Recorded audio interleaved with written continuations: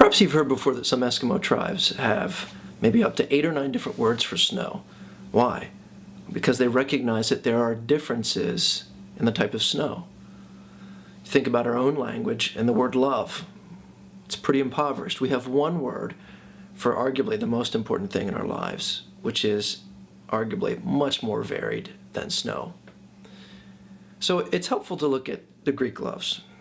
Greeks originally had 5 words for love, and what we tend to get through philosophy are 3 that remain. We have eros, which is this idea that we have a very strong desire for another. It could be for food.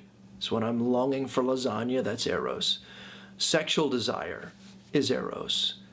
Eros is fundamentally defined by the idea that you desire the other because the other will give you pleasure, whether it's a person or an object. And notice that this doesn't have a negative connotation. Sexual desire is okay in certain contexts. Desire for food is okay. Desire to play a sport is okay. The second type of love is philia. Philadelphia, city of brotherly love.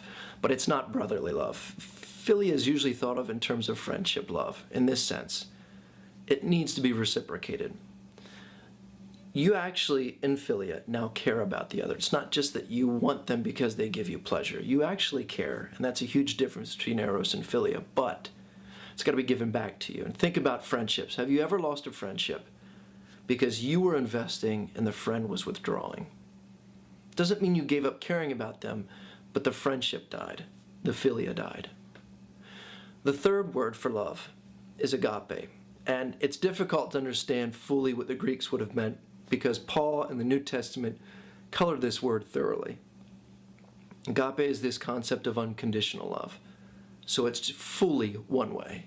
When we go back to the idea that I love my daughter in ways that are unconditional, I don't care if she becomes a mess in her life. I don't care if she at points lashes out at me. I don't have to get any pleasure from my daughter. It's about an unconditional support for her. Now, when you love something or someone, it can actually be a mix of these. Think about a husband and a wife.